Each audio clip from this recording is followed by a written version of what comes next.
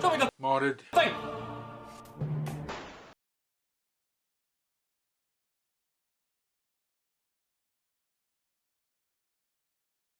Hi guys, Andy Work here. Episode 27, as usual. Deadlines for future episodes are for the 13th of the month. Movies posted on the 15th. And first up, we have a new contributor. His name is Chan R. And all he said is, here are my two blaster designs. Hope it helps you. So I have to work it out from there. Now, obviously, we've got, I believe it's an Infinus up first with a body kit. It looks pretty nice, I actually like it, it's nice and compact. Now, if I remember, the Infinus is battery operated, so that's just a forward pistol grip. He's included some drawings as well, I don't know what's going on, and even photos of 3D printed parts, so whether he's done them himself or he's bought a kit, I don't know, because I have absolutely no information, but they do look really nice. The Infinuses look really, really cool painted up, and the other one's the favourite, Strife, and he's a man of few words and a man of few photos. He hasn't given us much information here. It looks like lipo plugs there, and there's the Strife. I've always liked that body kit for the Strife. I'll have to get one. It looks like worker to me. Correct me if I'm wrong, but very nicely done. Yes, I wish I could tell you all about them, but I have absolutely no information whatsoever. All right, next up we have Coffin Black Media, and he says, another banger of a wall hanger. Stock sling fire primes on occasion whenever the mood takes it. I probably won't bother with that until I can get the metal gears and leather. Yes, that's probably a good idea. Also, watch out for the little black lugs holding the air cylinder inside. They can just snap off. Reinforce them with a bit of metal. Check out one of my videos. I did it on one I did for one of the Poxer clip things. This is a commission that never picked up. Oh, okay. The guy asked for a Torgu-inspired paint job. I hope I'm saying that right. No mods. 6 months passed, no word from him, so I took it apart to upgrade the spring and something went afoul on reassembly, hence the priming problem. I think I know what that might be. If you've got one of the gears in the wrong place, it'll prime once then lock, if I remember from, I think it was a Captain Xavier video. Back in with the stock spring and onto the wall for a few others that went. Little add-ons here and there, he says, that you don't normally appear on a sling fire, done by me in Tinkercad. But the thing I'm really blown away by is his work on the butt stocks. Look at that, that is fantastic. If you've had a sling fire, you know it's just a plain, boring brown thing. And he's got wood grain in there, and blemishes and staining. It's just gorgeous. I'm going to have to talk to him, get his tips. Everything else is immaterial as far as I'm concerned. That buttstock is great. Well done, mate. Well done. Right, next up we have All Wheels Warning, and it's another Borderlands video game inspired paint job and cell shading as usual with his favourite Montana spray paints. A Nerf rival Hera total 20 gauge rewire and high amp switches. Red LED battery voltmeter, 8mm red LED connected to the momentary switch in front. Teddy Orr vinyl stock machine cut. I honestly don't know what that means, but okay. But it's another great paint job. He always does such nice work. His weathering, in this case, the wear and tear on the paint, especially the grey with the silver showing through, is really noticeable. That's really nicely done. That's an excellent sort of, excellent combination of colours as well. They go together really well. He does some beautiful work. Well done, mate. Well done. Looking forward to the next one. Right, next up we have Papa Bludgeon, and this one is proof of insanity in the Nerf world. I'll read you what he sent me. I went down a YouTube rabbit hole a few weeks ago and ended up watching a video about a weapons designer who got mad at losing an army contract, so resorted to building phone guns for organised crime instead.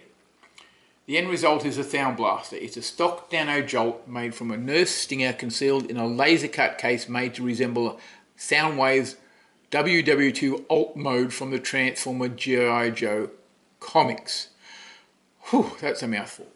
I originally wanted to use a secret strike instead, but it stopped striking after I moved the dart post. Never mind. It has 14 centimetres of brass barrel and an orange tape for safety purposes. Yeah, even then going out and pointing this at people would probably be a bit dubious. It also has 3D printed parts for the faux transmitter, receiver and belt clip. It also has a 3D printed charm to represent Ravager's grenade alt mode from the same series. I really wish I knew what I was saying sometimes. I'm not up to speed with a lot of this stuff, but again, craziness, madness, gorgeousness, and keep taking the pills, Papa Bludgeon, keep taking the pills. Okay, next up we've got Urban Foam Labs, and he's sent a couple, and the first one is obviously a Rapid Strike. He's custom painted and modified it, spray painted brown, tan and black, as you can see. He left some orange on it to make it pop, and also for safety, obviously. Total rewire, upgrade Meshel 2.0 motors for a 2S LiPo, and left the factory motor in the pusher. Okay. 2-21 amp switches, one for the rev trigger and the other for the fire trigger. Worker cat 42.5 cage and worker titanium flywheels, averaging 120 feet per second. Can dump 22 round in mag in 3 seconds. Well, that's one for HVZ, isn't it? It's a gorgeous looking thing. Very nice, neat, straight paint job. Nothing, no overly complex weathering, anything.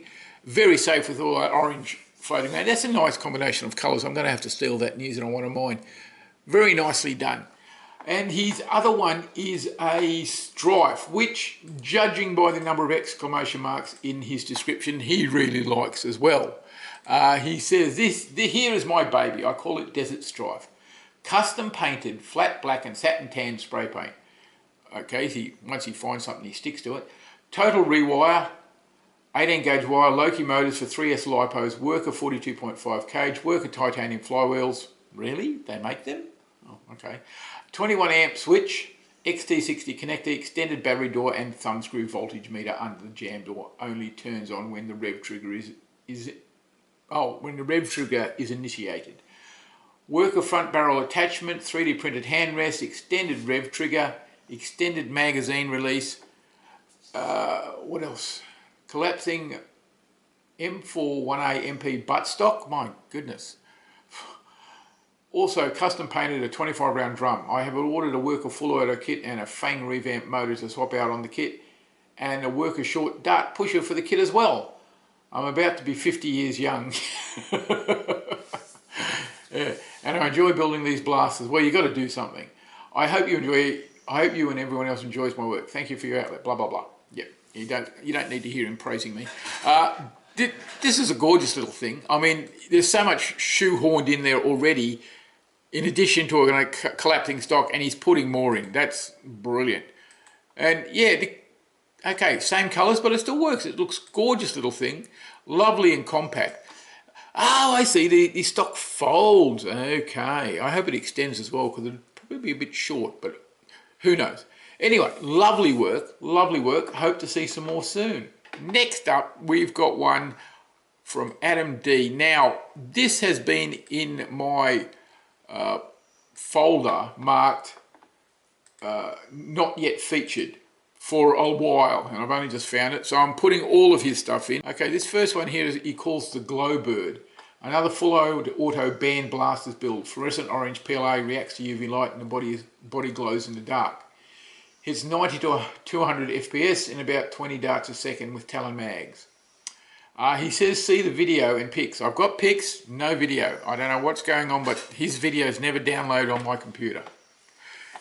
But anyway, lovely work. Love the way it glows. Not terribly impressive in normal daylight, but you know, green glowing blaster. Who knew? He's got what he calls the Hummingbird.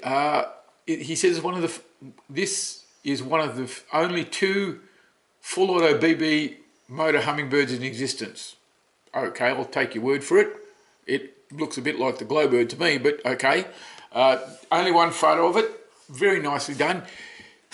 And the last one is, I quite like the look of the last one. It's called the Mark III, he says. It's a Band Blaster's Cage, Ezekiel mechanical kit, I'm assuming. It might be a misprint. Hits 200 feet at about 10 DPS. And again, sorry, video just does not work, mate. But again, nice work. He seems to have a bit of an ethical bias against taking just side shots. He's always got these straight, great angles, which is good. You can see some of the detail, but the rest of the blaster just disappears into blurriness. That's it for this month. See you next month with one of these. Also, if you're interested, I'm doing I'm making a 3D printed Maelstrom for the winner of my 500 subscriber competition. That's the automatic weapon from the new game Starfield. I've just uploaded the third video on that yesterday, so have a look at that if you want. And I'll see you next month. Bye bye.